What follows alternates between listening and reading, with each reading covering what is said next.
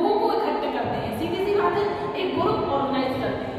एक समूह, संगठन, ग्रुप के बिना बिजनेस का कोई महत्व नहीं है, और इंसान के बिना, मनुष्य के बिना समूह का कोई महत्व नहीं है। सीधी सी बात है, जब हम एक ग्रुप ऑर्गेनाइज करेंगे तो उसमें एक समूह बनाएंगे, कम से कम 2 लोग तो होंगे ही होंगे, और हम व्यवसाय करेंगे तो हमें मनुष्य का एक समूह चाहिए, एक ग्रुप चाहिए, जिससे सभी लोग एक ही पॉलिसी में काम कर सकें। और वो लोग किस मेथड से काम करेंगे, किस पॉलिसी से काम करेंगे, कुछ गवर्नमेंट के थ्रू में हमारी पॉलिसीज होती है, उन्हीं पॉलिसी को बनाना, कर्मचारियों के लिए एक नीति ऑर्गेनाइज करना कि उसी नीति से काम करेंगे।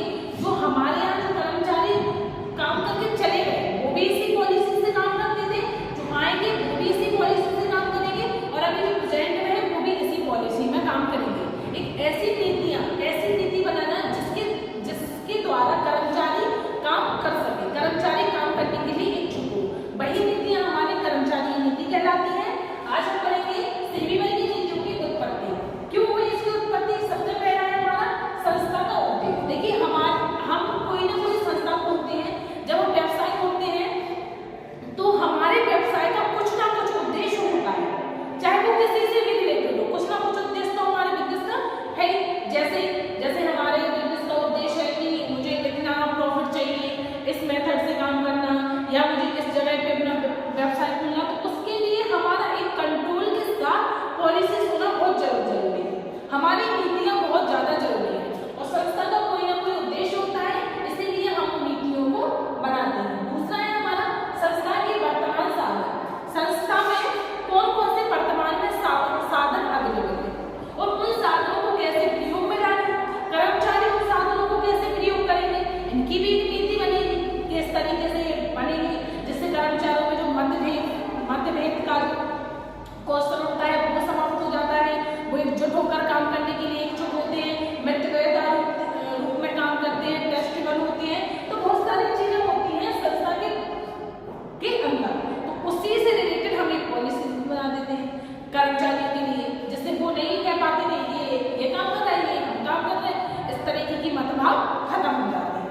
नेक्स्ट है हमारा संस्था की भूतपूर्व स्थिति व नीतियां। सीधी सी बात है, हम यही देख लेते हैं कि संस्था की जो भूतपूर्व जो स्थिति है वो क्या है, वो नीतियां थी वो क्या है, आगे चल के हम किस मेथड से काम करेंगे और वो मेथड कैसे बनेगा, ये सब चीजें भी हमारी बहुत इंपॉर्टेंट होती हैं। नेक्स्ट है हमारा उद्योग की वर्तमान नीतियां। उद्योग की वर्तमान नीतियां क्या है? अभी वर्तमान में हमारा जो उद्योग चल रहा है वो कौन सी नीतियों से चल रहा है, आगे चल के हम उनमें क्या क्या संशोधन कर सकते हैं, क्या हम और कोई नीति कर सकते हैं जिससे हमारा और भी ज्यादा प्रॉफिट हो, या और भी ज्यादा कर्मचारी खुश होकर काम करें, तो वो हो गई। नेक्स्ट है हमारा सरकार द्वारा बनाए गए नियम एवं कानून। कुछ कानून, कुछ नियम सरकार के द्वारा बनाए जाते हैं, कुछ नीतियां सरकार के द्वारा बनाई जाती हैं, जिसको हम फॉलो करते हैं। सीधी सी बात है, गवर्नमेंट कुछ ऐसी नीतियां बनाती है जिसको हम फॉलो करते हैं, और हम कुछ ऐसी नीतियां बनाते हैं जिनको एम्प्लॉयर्स फॉलो करते हैं।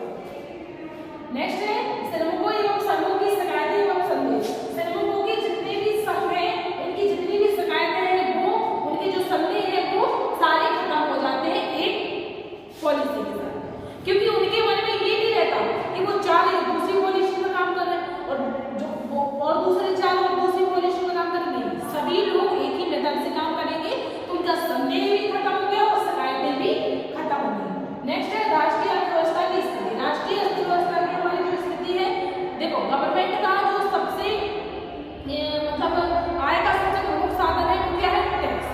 और टैक्स कहाँ से आएगा? जब हमें प्रॉफिट होगा तभी तो हम टैक्स देंगे, है ना। तो राष्ट्रीय अर्थव्यवस्था की जो स्थिति है हमारे व्यवसाय से ही बनी रहती है। साथ ही एक बार और हम देख लेते हैं सेवी वर्ग की नीतियों की उत्पत्ति। संस्था का कोई ना कोई उद्देश्य होता है, दूसरा है संस्था के वर्तमान साधन होते हैं, तीसरा है संस्था की भूतपूर्व स्थिति व नीतियां होती हैं, चौथा है उद्योग की वर्तमान नीतियां होती हैं, पांचवा है सरकार द्वारा बनाए गए कुछ नियम होते हैं, कुछ कानून होते हैं जिनको हमें फॉलो करना होता है, श्रमिकों एवं संघ की शिकायतें एवं संदेह होता है, राष्ट्रीय अर्थव्यवस्था की स्थिति होती है। साथ ही आप